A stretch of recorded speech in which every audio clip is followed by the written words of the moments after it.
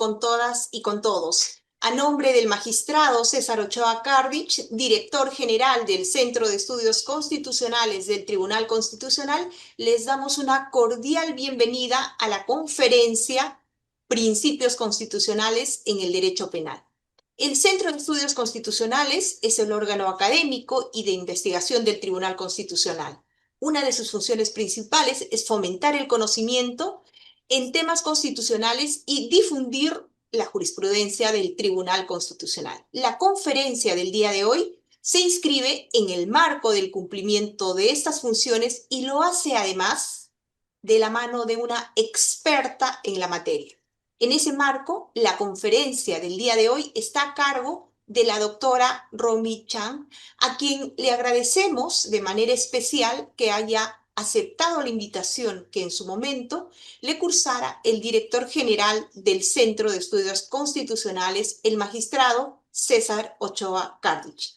La doctora Chang es doctora en Derecho Penal por la Universidad de Salamanca, profesora de la Facultad de Derecho de la Pontificia Universidad Católica del Perú, también en la Maestría de Derecho Penal y en la Facultad de Gestión y Alta Dirección. Ha realizado estancias de investigación como profesora invitada en la Universidad Pública de Navarra y también en la Universidad de Taiwán y en la Universidad de Salamanca de España. Es autora de una gama importante de publicaciones, tanto libros como revistas, y todas y todos siempre la vemos participando en los medios de comunicación y brindando sus conocimientos. Para mí es un gusto presentar a la doctora. Nuevamente bienvenida. Adelante, el tiempo es suyo. Muchas gracias por la presentación y muchas gracias también por la invitación. Para mí un honor y un placer poder compartir con ustedes en esta, además, instancia tan importante como es el Centro de Estudios Constitucionales, algo que además para los penalistas es fundamental. Y es fundamental porque justamente a veces se olvida, pero no se toma en cuenta que es el centro del derecho penal, porque el derecho penal es un derecho penal constitucional que está muy arraigado a la Constitución. Por eso me voy a permitir, para poder facilitar también la exposición, compartir aquí unas diapositivas con ustedes para poder hacer la exposición más fluida. ¿Sí? ¿Se pueden ver? Sí. Perfectamente, doctora, se ve. Adelante. Perfecto. Entonces, miren ustedes, en el derecho penal, nosotros realmente siempre guardamos ese corazoncito constitucional, porque el derecho penal no tendría ningún sentido si no tomamos en cuenta qué es lo que dispone la Constitución.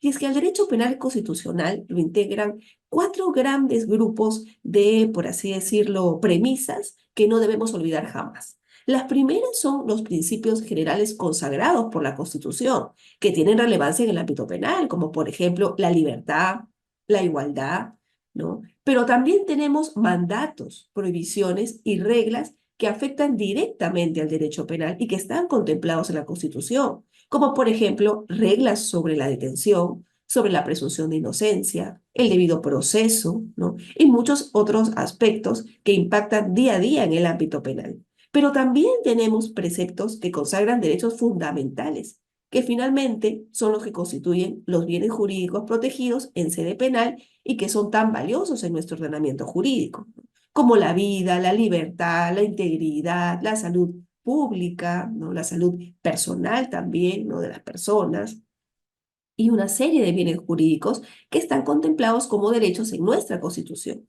Pero por último, también la Constitución delimita ciertos preceptos que expresamente regulan conceptos del sistema penal, como la inviolabilidad, la inmunidad, que vemos además que se discuten día a día también en diferentes casos prácticos que salen a la luz con ocasión de investigaciones penales, incluso a altos funcionarios, ¿no? Entonces, fíjense, el derecho penal es todo esto. Y los principios constitucionales no son nada más que límites para que el derecho penal pueda actuar en el marco de este ámbito constitucional.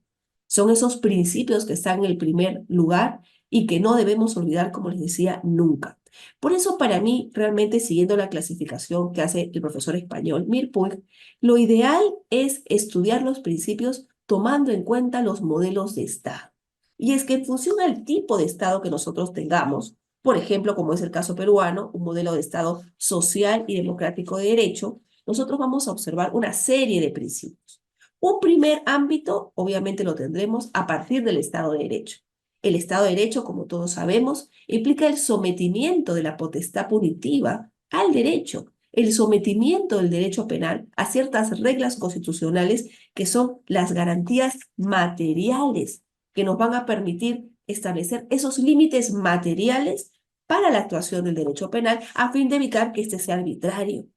Pero luego también vamos a ver algunas garantías penales derivadas del Estado social, para por último ver otras garantías penales que también se derivan del Estado democrático.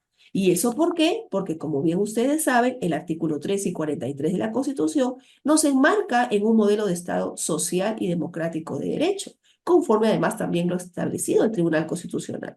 Lo que hace pues que tengamos en todo momento en cuenta a qué nos referimos con ese modelo social, con ese modelo democrático y como vamos a ver ahora, con ese modelo o Estado de Derecho.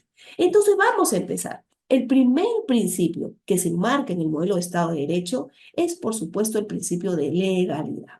Y el principio de legalidad es muy importante porque nos permite tener esta ansiada seguridad jurídica que siempre buscamos. El principio legal es la exigencia y protección de la seguridad jurídica y es el principal límite de la violencia punitiva del sistema penal del Estado. Evita, por tanto, cualquier sanción arbitraria. Ya sabemos todos que no es posible sancionar si no existe previamente una ley, una norma, ¿no es cierto?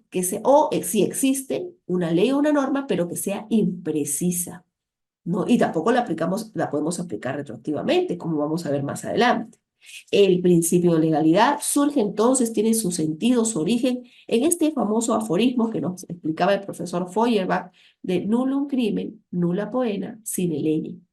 Y de este aforismo justamente es que vamos a derivar ciertas garantías de ese principio de legalidad, como por ejemplo la garantía criminal. El delito tiene que estar determinado en la ley.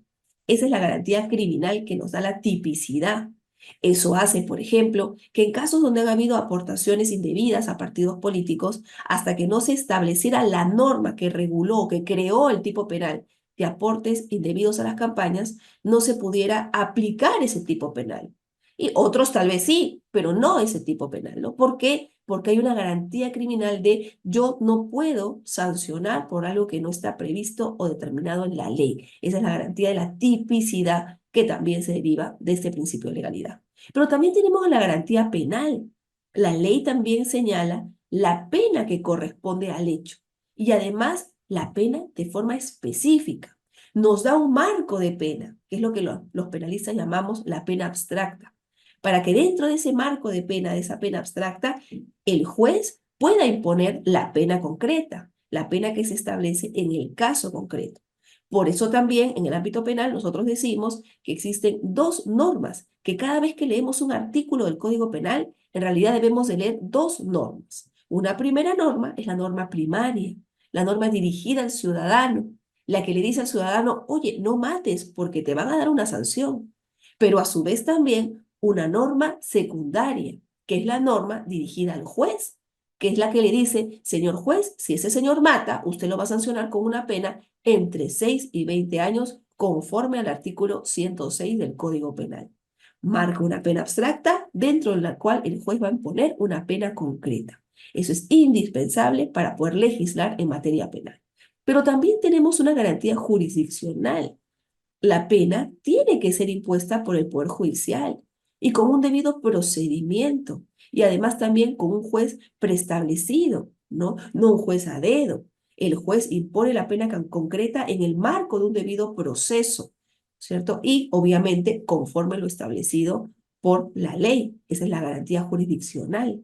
Pero también, fíjense, se deriva la garantía de ejecución, que es que la pena o medida de seguridad que también se pueden imponer en el ámbito penal, tienen que ser ejecutadas por el Estado, conforme con lo establecido constitucionalmente. Y sin olvidar, aunque a veces no nos guste mucho, ¿no? ¿Cuál es la función de la pena en nuestro país? Que, según lo que dice la Constitución, es una función rehabilitadora, resocializadora y reeducadora, ¿no? No solo punitiva. Entonces, fíjense ustedes, todas estas garantías se derivan de este famoso aforismo. Pero el principio de legalidad también supone, y ojo que estoy un poquito yendo rápido, yo sé, pero para poder cubrir todos los temas de los principios, ¿sí? Pero también ese principio de legalidad nos trae ciertas exigencias. Por ejemplo, nos trae una primera exigencia que es la de la lex previa, que está vinculada también a las garantías anteriores. No hay delito ni pena sin ley previa. Esto también supone la prohibición de retroactividad de las leyes que castigan nuevos delitos o que agravan su punición. Por eso es importante que todo ciudadano conozca qué es lo que está prohibido y cuáles son las penas que se imponen por ello. Esto, por supuesto, antes de realizar la conducta. Pero también tenemos otra exigencia que se deriva del principio de legalidad, que es la lex scripta. No hay delito ni pena sin una ley escrita previamente. Todas las leyes y normas tienen que ser dadas por el poder legislativo. Los delitos no pueden crearse a través de la costumbre. Si bien la costumbre es fuente de derecho, no puede dar lugar a la creación de nuevos delitos. Aquí en el Perú tenemos algunas complicaciones en torno a este punto, como por ejemplo es el problema de la reserva de ley en el Perú. ¿Por qué? Porque se entiende pues que las normas penales deben ser creadas por el representante del pueblo, es decir, por el órgano que el pueblo elige para poder regular conductas que son consideradas lesivas, nocivas para la sociedad. Y eso se entiende que debería ser dado con la ley con una mayor calificación, ¿no es cierto?, mayor exigencia de votación a través del Congreso. Sin embargo, esa no es nuestra realidad, porque lo cierto es que muchas veces el Congreso demora en poder llegar a consensos o acuerdos en torno a la creación de leyes. Más aún cuando hablamos de una norma como el Código Penal, que es o que contempla muchísimos artículos, no más de 400 artículos. Eso ha generado pues que las reformas incluso o los intentos de reforma de proyectos de nuevos códigos penales que se puedan dar en nuestro país no se hayan dado, no se hayan materializado a través del Congreso. Prueba tangible de eso, prueba evidente, es que nuestro Código Penal actual no es una ley, sino es un decreto legislativo. Es decir, como ya ustedes saben, una norma que se creó por delegación de facultades, a través de ley autoritativa, por el Poder Ejecutivo, ¿no? Luego de pedir el debido permiso o la debida delegación de facultades al Congreso. Es la norma de mayor jerarquía, es una norma con rango de ley, pero lo cierto es que no es una ley, ¿no? Que debería ser lo ideal. En otros países sí se exige que deba ser una ley incluso orgánica, ¿no? Como es el caso español. Pero bueno, eso ya más o menos lo hemos en nuestro país, nos hemos conformado de alguna forma con que eso no pueda ser así, que no lo pueda hacer el Congreso, porque ya sabemos pues los problemas que tenemos a nivel de creación normativa, sobre todo de normas, de códigos, ¿no? Sistemáticos, como es el caso penal. Pero eso a su vez, amigos y amigas, lamentablemente nos ha llevado a que tengamos en el ámbito penal muchísimas normas desperdigadas. Tenemos por un lado el Código Penal, pero por otro lado tenemos también la Ley de Delitos Informáticos, por otro lado tenemos también la ley que regula la sanción administrativa para las personas jurídicas, ¿no? La ley 30.424. Tenemos por otro lado también la norma que regula los delitos de terrorismo, la ley de lavado de activos, entonces no está todo uniformado. Y eso sí que crea una complicación a los jueces penales porque no se respeta en estricto este principio, ¿no? De tratar de buscar la mayor facilidad de conocimiento para el ciudadano. Esto incluso ha generado que hasta algunos fiscales y jueces, por ejemplo, cuando no es posible aplicar o atribuir responsabilidad a una persona jurídica por un delito que no está contemplado en la ley de la materia, no se den cuenta y terminen sancionando o procesando a las personas jurídicas de manera directa, no a sus representantes, pero por delitos por los cuales la ley dice que no pueden responder. Eso es lo que genera el desorden, lamentablemente, ¿no? Pero bueno, habrá pues que siempre no perder la esperanza, ¿no? De que el Congreso en algún momento pueda regular todo esto en una única disposición, que sería lo ideal, ¿no? Pero también tenemos otra exigencia, la ley estricta, la precisión de la pena y la exclusión de la analogía. En el ámbito penal no podemos hacer analogía. Una cosa es interpretar y otra cosa es hacer analogías, sobre todo, como lo vamos a ver, en Malaparte. ¿no es cierto? Pero además también la ley tiene que ser cierta, la ley certa. La ley penal debe ser redactada con la mayor claridad y precisión posibles. Esto es lo que además algunos conocen como el principio de taxatividad o determinación de certeza. Se busca justamente evitar la arbitrariedad judicial haciendo o creando normas con la mayor claridad y precisión. Este no es nuestro fuerte, nosotros lo sabemos, no tenemos muchas normas penales que a veces no son del todo claras, pero es el reto para el legislador, ¿no?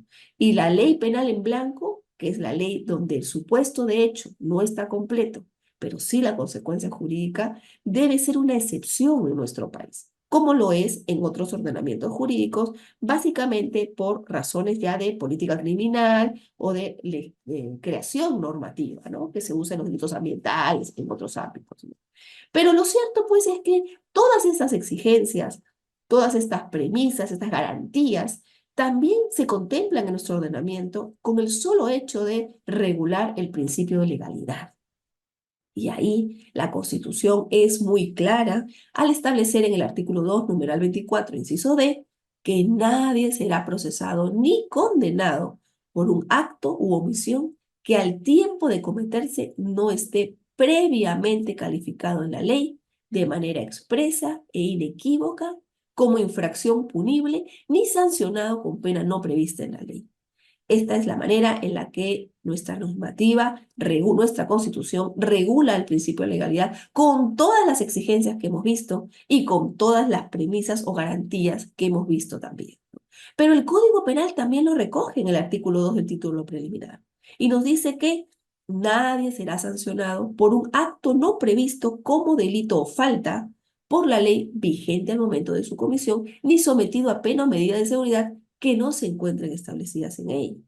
E incluso el Código Procesal Penal del 2004, en el artículo 6, por la importancia que este principio tiene, también nos habla de la legalidad de las medidas limitativas de derechos. ¿No? Nos dicen que las medidas que limitan derechos fundamentales, salvo excepciones previstas en la Constitución, solo pueden darse por autoridad judicial y en el modo, forma y con las garantías previstas por la ley.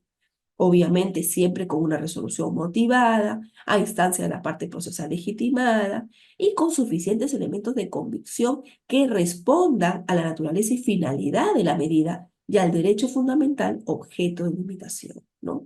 Entonces, todo esto, fíjense, es el gran paquete que tenemos del principio de legalidad, que abarca otro aspecto muy importante que también contempla la Constitución, en el artículo 139, numeral 9, que es el que les decía. No puedo aplicar analogía en mala parte en nuestro sistema jurídico, ¿no? Son principios y derechos de la función jurisdiccional el principio de inaplicabilidad por analogía de la ley penal y de las normas que restrinjan derechos. Eso está clarísimo en la Constitución y es una garantía que se deriva del principio de legalidad. También lo recoge el Código Penal, por si fuera poco, en el artículo 3 del título preliminar. No es permitida la analogía para calificar el hecho como delito o falta, definir un estado de peligrosidad o determinar la pena o medidas de seguridad que les corresponde, ¿no? Entonces, nunca debemos confundir, ¿no? Esto es algo también muy importante, la analogía con la interpretación, ¿no? Hay que distinguirlas. Analogía es aplicar la ley penal a un supuesto que no está comprendido en ninguno de los posibles sentidos de interpretación de la norma, pero análogos a otros que sí están comprendidos en la ley. Está prohibida si perjudica al reo y cuando desborda el marco de interpretación. Hacer analogía es muy distinto a interpretar, porque la interpretación, por el contrario, lo que busca es un sentido del texto legal dentro del sentido literal posible de la norma. Y por eso siempre está permitida, obviamente en la medida en que sea razonable y conforme con la Constitución, ¿no? Entonces, esto también es algo muy importante que se rescata del principio de legalidad y que no siempre se respeta. Pero además de este extremo, que es la prohibición de la analogía, también está, por supuesto, la prohibición de retroactividad.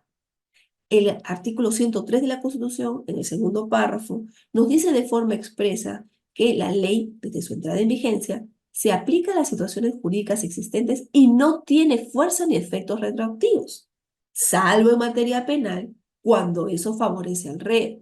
Es decir, conforme lo dice la Constitución y el artículo 6 del Código Penal, solamente se puede aplicar retroactivamente una norma que favorezca al reo.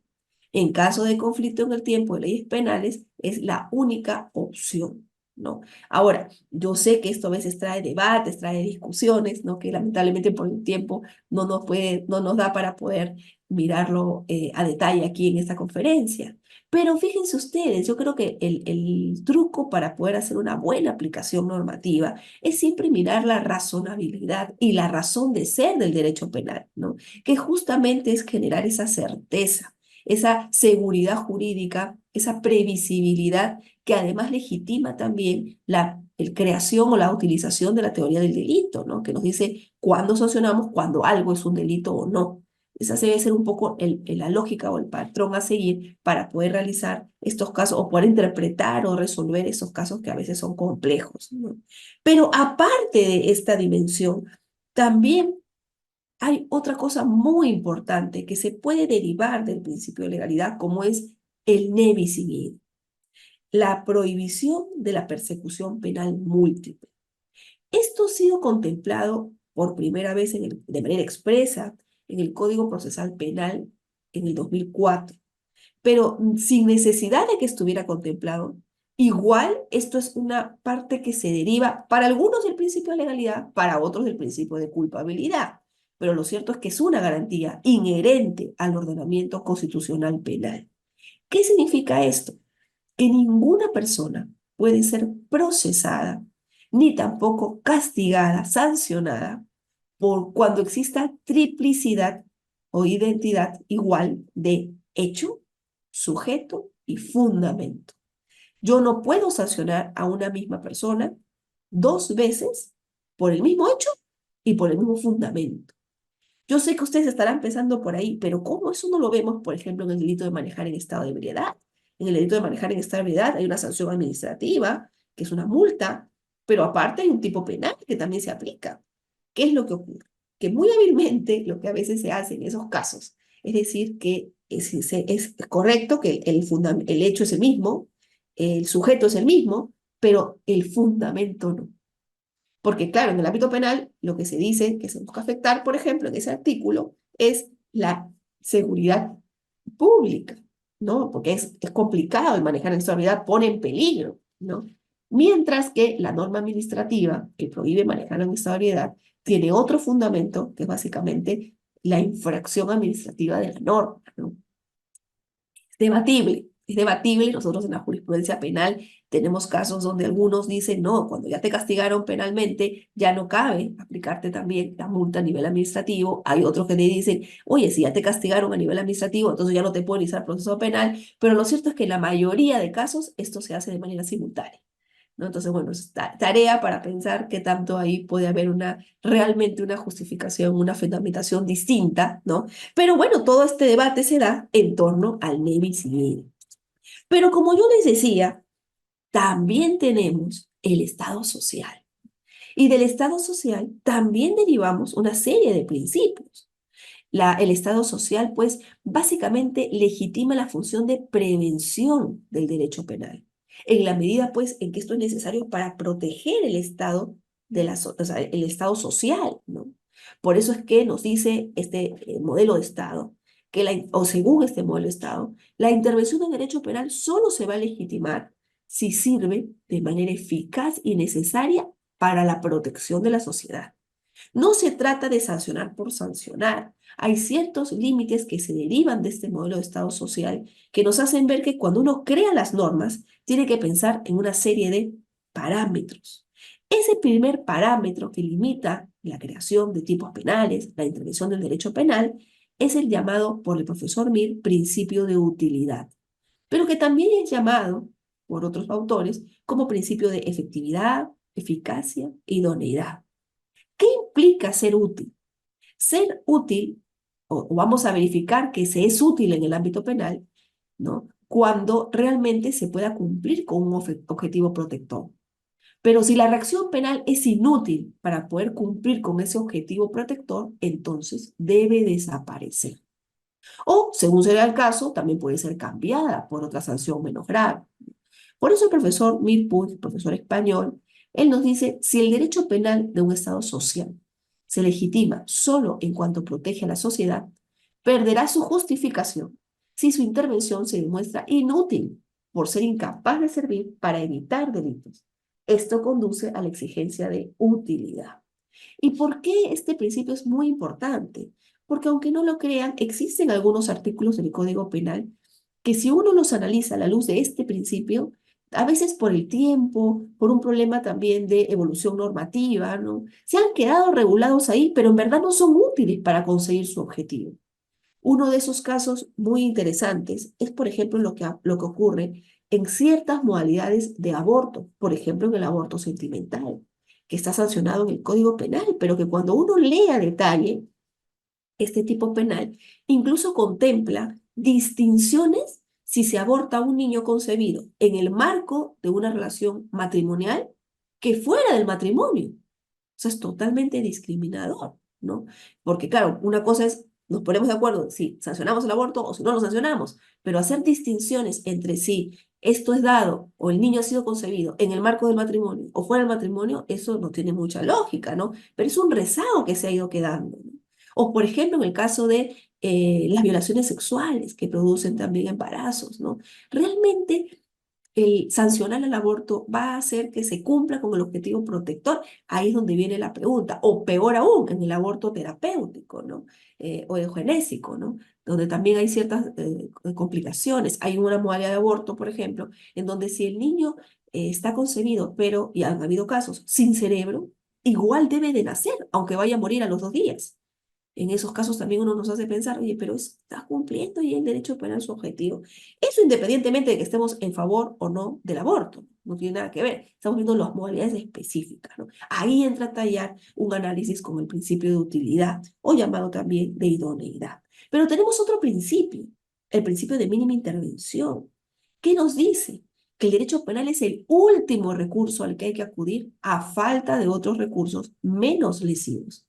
Por eso, si existen otros medios, como la vía civil o la vía administrativa, que puedan solucionar o evitar la configuración de conductas que puedan lesionar bienes, valores importantes para la sociedad, entonces esas deben de prevalecer.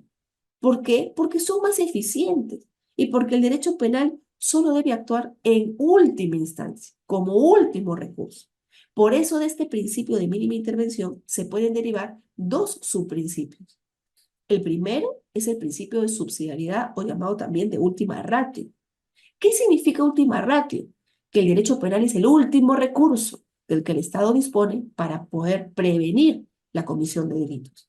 Y que solo debemos acudir al derecho penal cuando fallen los otros mecanismos de control social y las otras ramas del derecho, ¿no? Por eso es que el Estado debe agotar los medios menos lesivos antes de acudir al derecho penal. Y no debemos caer en la tentación de una constante huida hacia el derecho penal. Todo no lo soluciona el derecho penal. Y yo creo que la prueba más clara de esto es que incluso en los casos en donde han habido aumentos de pena, como primera medida de parte del legislativo para solucionar conflictos, no se han disminuido las tasas de comisión del delito, ¿no? Lo cual nos hace ver que ir hacia el derecho penal no necesariamente va a generar una solución, ¿no? Entonces, no hay que olvidar que el principio de subsidiariedad implica, desde el punto de vista constitucional, que siempre se busque el mayor bien social con el menor costo social. Pero el otro subprincipio que también se deriva del principio de mínima intervención es el principio de fragmentariedad. ¿Qué nos dice este principio? Que el derecho penal no debe proteger todo, no debe penar todas las conductas lesivas, sino solamente los ataques más graves a los bienes jurídicos más importantes. A veces caemos en la tentación de decir todo es importante, pero recordemos que si nosotros utilizamos la herramienta más radical que tiene el Estado para poder sancionar comportamientos o evitar comportamientos indebidos, lo que va a pasar es como con los niños, ¿no? Si a nosotros a los niños le prohibimos hacer todo o los castigamos severamente por la menor infracción, la menor travesura, entonces va a pasar que va a llegar un momento en el que ya no nos va a hacer caso, que ya no le va a importar, ¿no? Entonces, principio de fragmentariedad. Recordemos, no cabe un derecho penal simbólico. Yo no puedo usar el derecho penal solamente para simbólicamente hacer creer a la gente que estamos trabajando. No, no podemos hablar tampoco de un derecho penal pensado en enemigos del Estado, que algunas posturas como el profesor Jacobs plantean, ¿no? El Estado no tiene amigos ni enemigos, como nos decía el profesor Roxino. El Estado solamente tiene ciudadanos. Y esos son los ciudadanos a los que el derecho penal debe buscar también regular. Y no cabe huir hacia el derecho penal, ¿no? Como les decía, todo no se soluciona con el derecho penal. Por eso es que el modelo de Estado social también nos lleva a un tercer principio, que es el principio de exclusiva protección de bienes jurídicos, llamado principio de ofensividad, lesividad, necesidad, todos son sinónimos, y que está reconocido en el ordenamiento penal en el artículo cuarto. ¿Qué es lo que nos dice? La pena necesariamente precisa de la lesión o puesta en peligro de bienes jurídicos tutelados por la ley. Esta es una discusión importante para saber qué es lo que protege el derecho penal. También les quiero contar que con ocasión de este tema es que surgen dos grandes posturas en el ámbito penal. Una primera que nos dice que el derecho penal protege bienes jurídicos, los valores, los derechos reconocidos en la Constitución, que es básicamente la que defiende el profesor Roxin, con un derecho penal de orientación político-criminal, ¿no? Que atiende a la política criminal y al respeto de los derechos fundamentales, pero también tenemos otra postura, que es la que les comentaba el profesor Jacobs, que nos dice que no, que lo que el derecho penal debe proteger realmente es la estabilidad normativa, de manera tal que cuando se impone una sanción, lo que se busca no es proteger un valor o un bien jurídico, sino restablecer el desorden que generó el ciudadano en el derecho, darle nuevamente fuerza a esa norma que fue vulnerada. Son dos enfoques. Yo me enfoco, o me gusta más la primera opción, la primera idea, la del profesor Roxin, que además me parece más acorde con un modelo constitucional como el que nosotros tenemos en nuestro país. Pero de todas maneras sería injusto no exponer esta otra opción que ha venido pues aplicándose con fuerza en algunos otros países de nuestra región en Sudamérica, ¿no? Pero recordemos, principio de lesividad, como les decía, las características más importantes, ¿cuáles son? Tenemos que orientar el uso del poder punitivo hacia finalidades sociales, por eso es que se deriva de este modelo social, dejando de lado intereses meramente morales, evitando el uso de instrumentos violentos para sostener la autoridad del Estado. Ese es justamente el rol que también el Tribunal Constitucional busca siempre hacer prevalecer en nuestra sociedad, ¿no? Y ahí la importancia también de este organismo constitucional autónomo, ¿no? Un Estado social solo debe amparar como bienes jurídicos conducciones de la vida social en la medida en que esas afecten las posibilidades de participación de los individuos en el sistema social, ¿no? Para que una conducta por eso sea considerada ilícita, no basta con que haya una sola un solo daño formal, no solo basta con que solo se configure el supuesto de hecho de la norma penal, es necesario que haya una lesión o una puesta en peligro del bien jurídico, si no, la sanción no tendría mayor sentido, ¿no? Por eso es que también cuando hablamos de antijuricidad en el ámbito penal, es importante distinguir entre los delitos de lesión y los delitos de peligro. Por ejemplo, los delitos de lesión, como el homicidio, ¿no? Que tenemos aquí, básicamente sancionan el solo hecho de lesionar, de afectar un bien jurídico. Cuando ya hay una lesión, por ejemplo, en el homicidio, ¿no? Acabo con la vida. Pero ojo que también tenemos delitos de peligro, que son delitos en donde no se sanciona la lesión del bien jurídico, sino la puesta en peligro del bien jurídico. Y por eso podemos dividir o ver dos tipos de delitos de peligro: los delitos de peligro concreto y los delitos de peligro abstracto. ¿Cuál es la diferencia? En los delitos de peligro, vamos a empezar por el de abstracto, que es más fácil de explicar. Hay como una especie, por parte del legislador, de presunción jure de jure, que no admite prueba en contra. ¿Qué significa esto? Que para que el fiscal pueda lograr una condena por un delito de peligro abstracto, basta únicamente con que pruebe que se ha realizado el comportamiento. Podría ser, por ejemplo, el delito de manejar en estado de ebriedad, ¿no?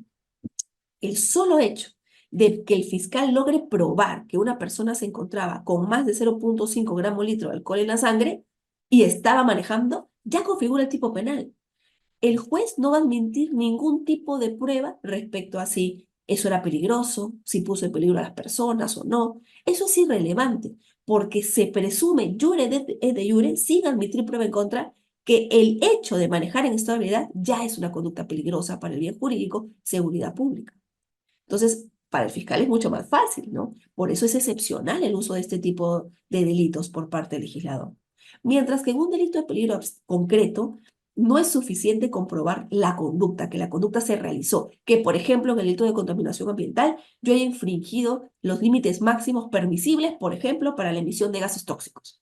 No, es necesario que yo tenga que probar que esa emisión de gases tóxicos puede causar un perjuicio o alteración o grave daño al ambiente o sus componentes. Por eso en los delitos de peligro concreto es muy importante, por ejemplo, en los delitos ambientales, el informe que haga la autoridad ambiental competente. ¿Por qué? Porque el fiscal tiene que probar no solo que hubieron emisiones de gases, sino que esas emisiones de gases podían causar un perjuicio al medio ambiente o a sus componentes, ¿no? Entonces son dos modalidades que también utiliza el legislador para poder legislar y para poder justamente regular los comportamientos en la sociedad. Pero no nos podemos olvidar de nuestro último modelo de Estado, nuestra última característica del modelo de Estado, que es el Estado democrático. Nosotros también elegimos a nuestros representantes. Y miren qué principio tan importante se deriva de este modelo democrático para el profesor Mir, ¿no? El principio de culpabilidad.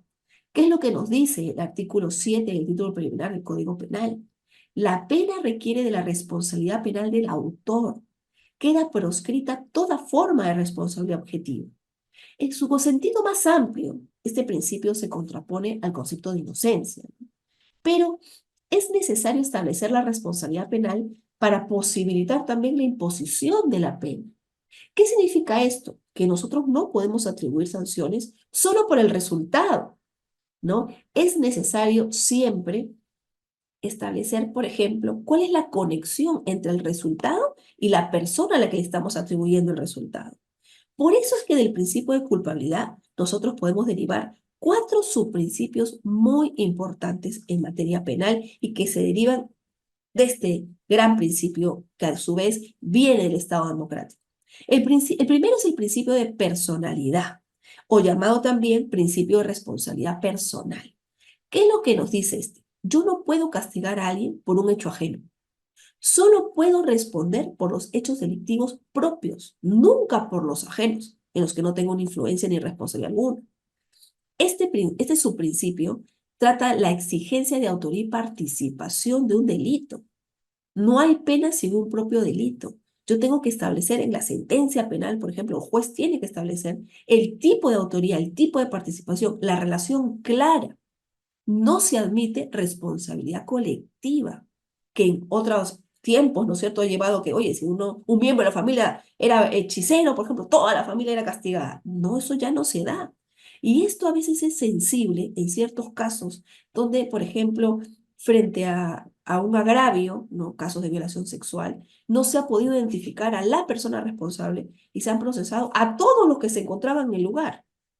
Eso, por ejemplo, sí vulnera el principio de personalidad. El fiscal está en la obligación de identificar cuál es la persona, ¿no? Pero tenemos otro subprincipio, el de responsabilidad por el acto o por la acción, el hecho concreto o la conducta. Esto es lo que nos hace decir que el derecho penal es un derecho penal de acto, no de autor.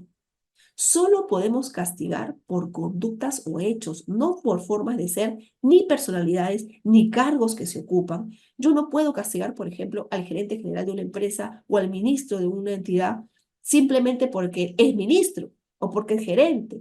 Yo tengo que buscar quién ha cometido la falta dentro.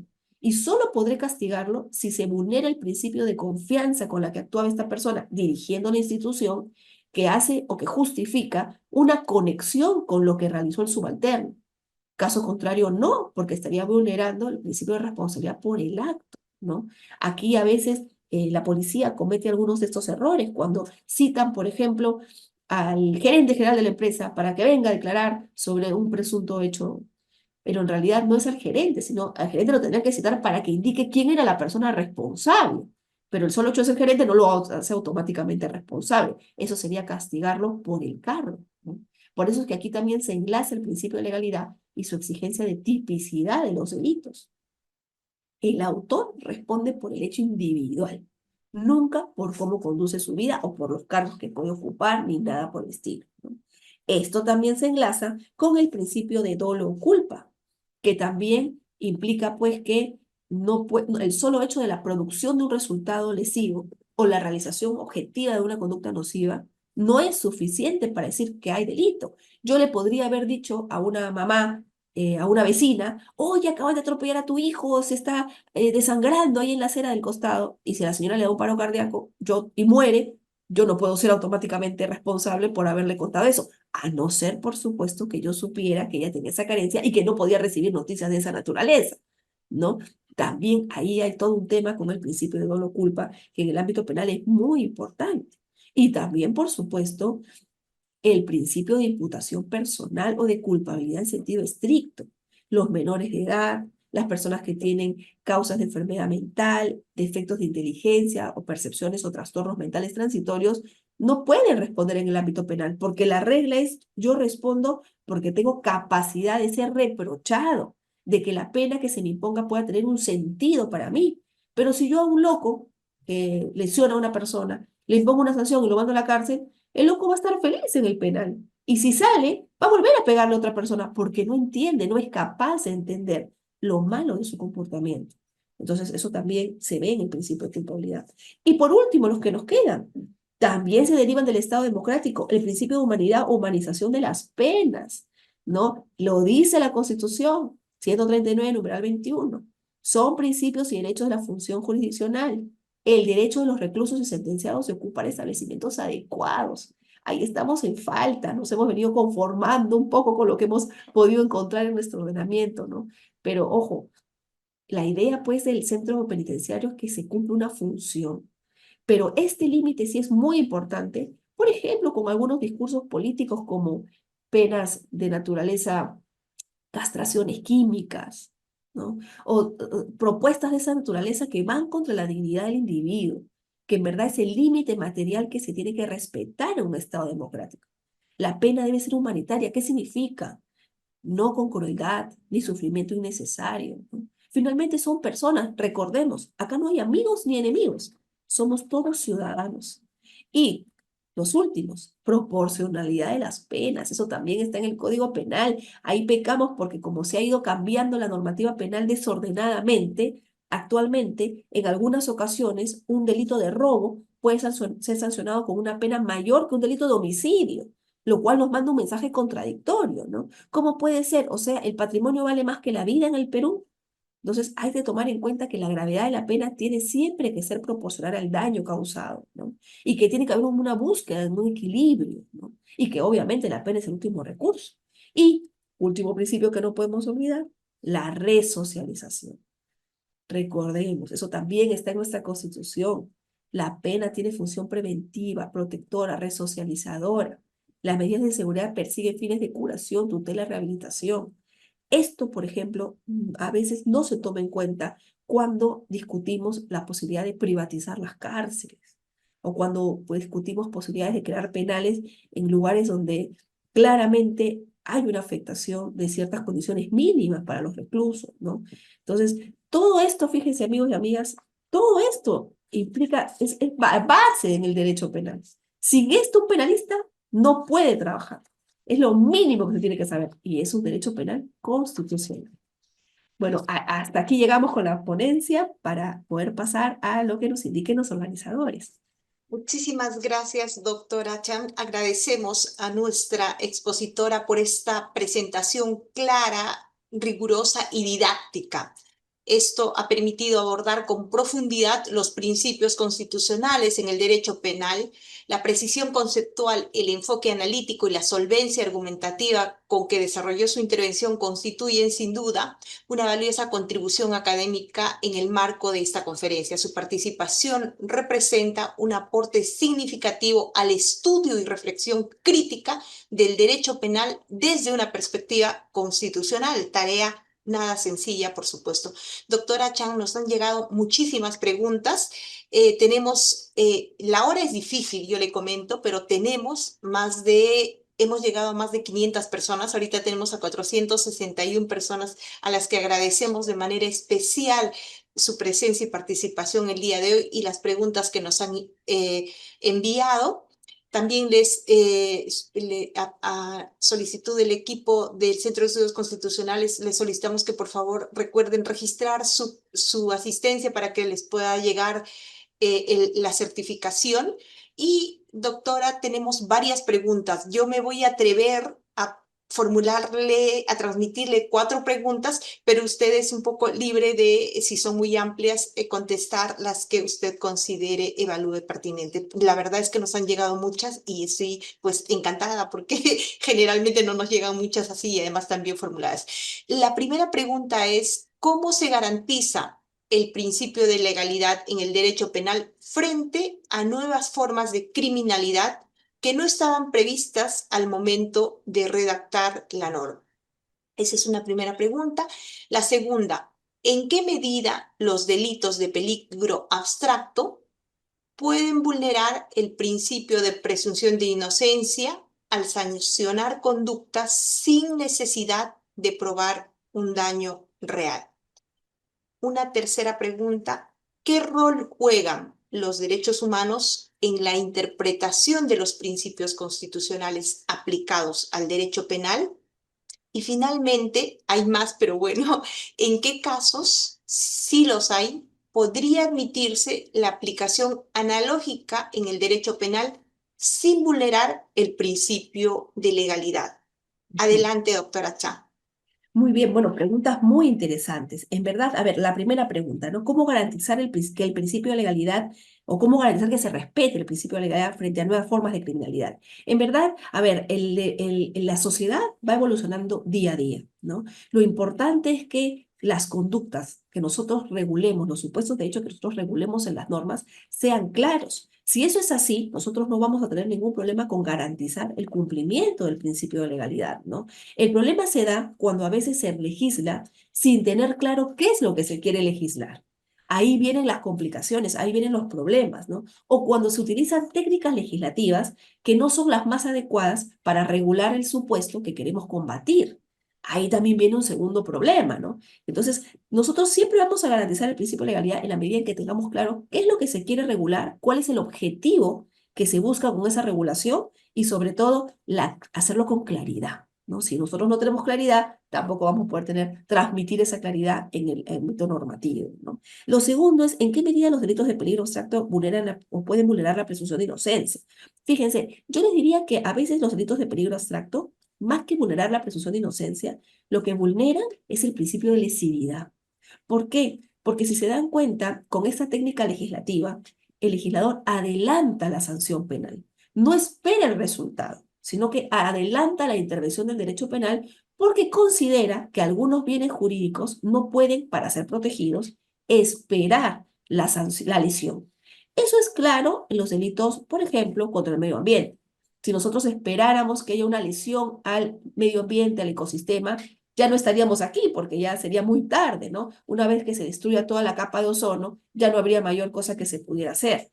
Entonces, ahí, por ejemplo, el legislador dice, yo me voy a adelantar y por eso voy a utilizar delitos de peligro. Algunos son abstractos, otros son concretos, ¿no? O también lo hace, por ejemplo, cuando ve temas de seguridad pública, ¿no? El solo hecho de tener armas también es un delito y ese es un delito de peligro abstracto también.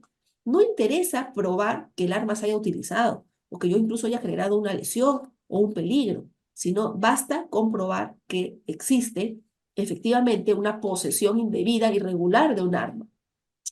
Eso, si se dan cuenta, para algunos sí colinda y va un poco contra la esencia de la lesión, ¿no? Del principio de lesividad.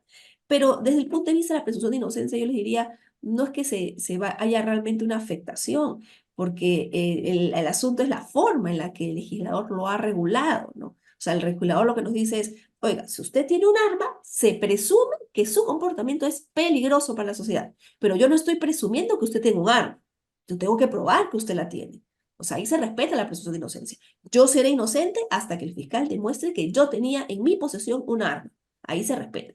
El asunto es que si lo prueba, automáticamente se va a presumir que esa posesión del arma sí es riesgosa para el bien jurídico. Entonces, lo que hay en los delitos de peligro abstracto es una presunción de que el comportamiento en sí mismo o la omisión, porque también hay, por ejemplo, omisión de dar alimentos, ¿no es cierto? Que el solo hecho o omisión ya es peligroso para el bien jurídico. Y por eso el legislador adelanta la sanción y ahí sanciona. No, esa es la razón. Por eso es que es excepcional y tiene que ir de la mano. Es una técnica legislativa que tiene que ir de la mano con el objetivo que quiero alcanzar. Por eso, ahí también va con el principio de legalidad, que era la primera pregunta, ¿no? El rol de los derechos humanos en la interpretación de los principios es fundamental. Recordemos, o sea, el derecho penal está, al menos a mi parecer, para proteger bienes jurídicos, o sea, para realmente permitir una convivencia pacífica de todos, para hacer que las personas puedan autorrealizarse, puedan ser como quieren ser sin lesionar los derechos de terceros. Por eso es que es muy importante que cuando yo cree un tipo penal, cuando yo cree un comportamiento que considero indebido, cuando impongo una sanción o cuando cree una sanción a imponer, tenga que tomar en cuenta siempre el rol de los derechos. Y estos principios que nosotros hemos visto, incluso que además buscan proteger esos derechos, incluso han sido en algunas ocasiones objeto de utilización, o sea, han sido utilizados por la Corte Suprema para archivar causas. Hay un caso emblemático, por ejemplo, de un caso donde se sancionaba un peculado de uso porque un profesor de una universidad pública había utilizado una hoja con sello de agua que tenía pues el sello de agua de la universidad para imprimir un escrito de apersonamiento de un cliente y lo había presentado al Poder Judicial. Ahí se denunció por hacer mal uso de los recursos públicos, pero curiosamente por una hoja de papel se utilizaron 1000 hojas, que fueron lo que tomó el expediente. Ahí, por ejemplo, a la luz de estos principios de lesividad, realmente de última ratio y todo esto, es que la Corte Suprema dijo, oye, acá no tiene sentido procesar por esto. Recordemos, no sancionamos todos los comportamientos, sino las afectaciones más graves. Esto al amparo justamente del buen uso de recursos y también de este límite que marca el respeto por los derechos fundamentales, ¿no? Y bueno, los casos en los que puede emitirse la aplicación analógica. Yo creo que es más fácil establecer en qué casos no es posible, ¿no? No es posible jamás cuando es perjudicial al rey, ¿no? Esa es la regla general en el ámbito penal, ¿no? Ahora, interpretaciones analógicas que beneficien, tampoco es muy dable, ¿no? Porque lo cierto es que la idea no es hacer analogías, sino interpretar en el marco del sentido de las normas, ¿no? Entonces, por eso es que la analogía pues está prohibida en el ámbito penal, ¿no? Porque va contra la esencia de lo que realmente el legislador quería regular. Prácticamente ahí ya me estoy convirtiendo en una especie de legislador, ¿no? Y creando un supuesto nuevo que no está contemplado expresamente en la norma. Y eso es justamente el marco de lo que no se busca, ¿no? Pero bueno, espero haber podido responder todo en estos minutos. Muchísimas gracias, doctora Chan. De verdad, le reiteramos nuestro agradecimiento, no solo por la extraordinaria conferencia, sino también por la claridad con que ha respondido a las preguntas en tan poco tiempo, y eso solo lo puede hacer una experta como usted. Muchísimas gracias, doctora Chan, profesora Chan. Esperamos seguir contando con su participación. Muchas gracias por su contribución y también agradezco de manera especial a las más de 500 personas que el día de hoy han participado. Para cerrar esta conferencia, quisiéramos invitarles a nuestra próxima actividad. Tenemos el conversatorio, el contenido y alcance del derecho al cuidado sobre la opinión consultiva 31-2025, emitida por la Corte Interamericana de Derechos Humanos, en la que participarán la presidenta Luz Pacheco Cerga y el profesor Álvaro Vidal Bermúdez. La cita es el día miércoles 24 de septiembre a las 7 de la noche. De este modo, entonces, cerramos esta conferencia reiterando nuestro agradecimiento a la profesora Romy Chan y a los participantes. Muchas gracias, muy buenas tardes con todas y con todos. Gracias también.